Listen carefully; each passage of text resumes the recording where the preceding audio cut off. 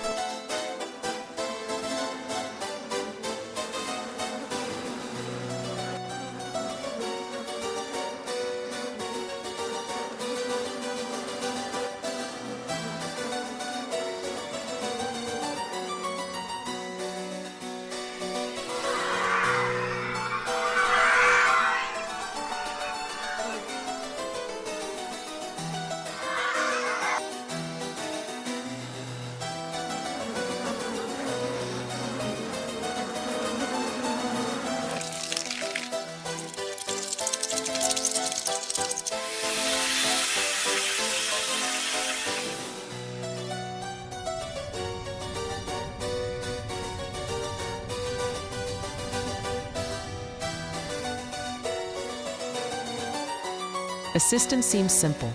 Pitot tubes capture dynamic pressure, the force of moving air. Static ports measure the still pressure of the surrounding atmosphere. From the dialogue between these two pressures comes the most precious information of flight: indicated airspeed, altitude, rate of climb. If this dialogue breaks, the pilot is left blind. Turn the wheel, nothing here is what you feel. Welcome to the Grand Parade, ABC, where all the tickets have been paid. ABC, but no one knows the destination. Follow signs to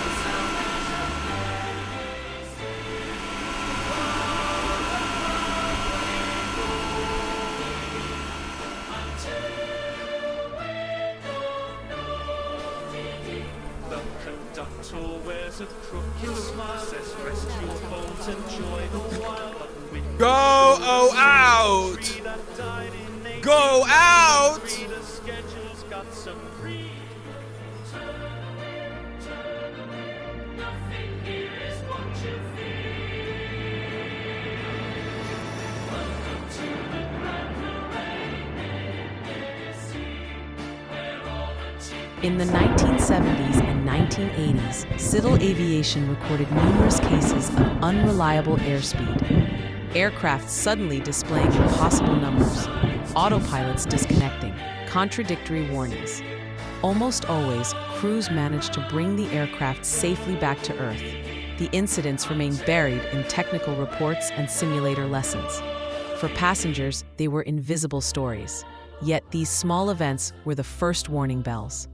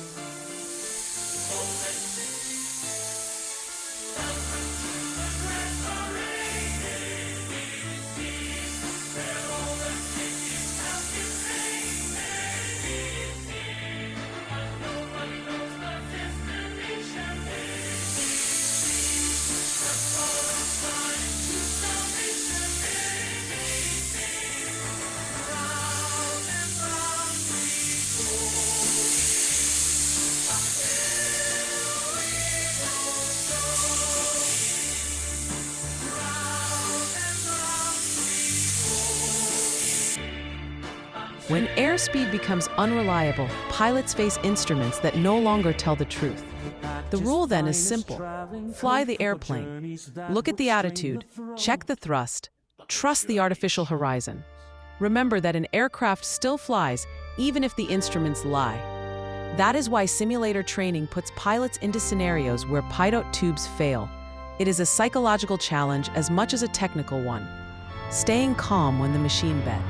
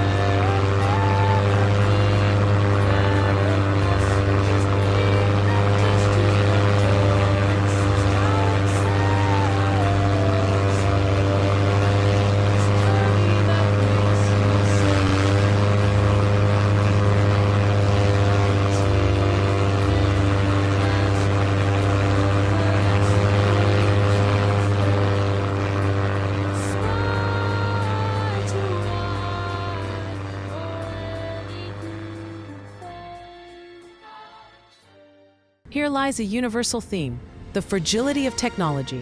We have built aircraft capable of crossing oceans, of braving storms, of flying at 40,000 feet. Yet, a single blocked tube can bring it all crashing down. The Pitot tube reminds us that no technology is invincible, that blind trust in machines can be dangerous.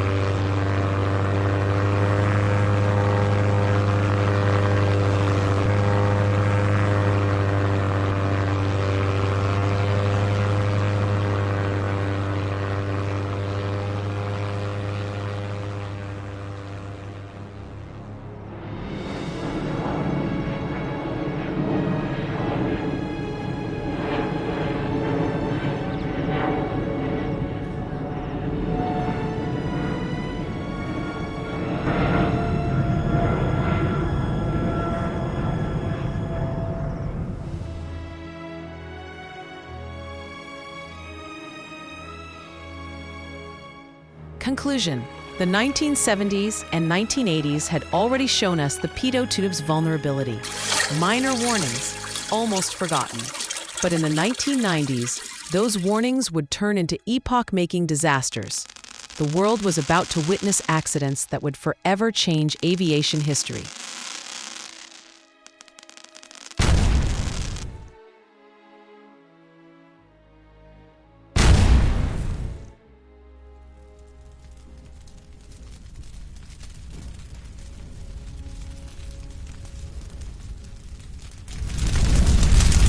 Pitot says, "It's not my fault I didn't know about the tool used for airplanes." Please don't forget to like, share, and subscribe to my channel, JSM.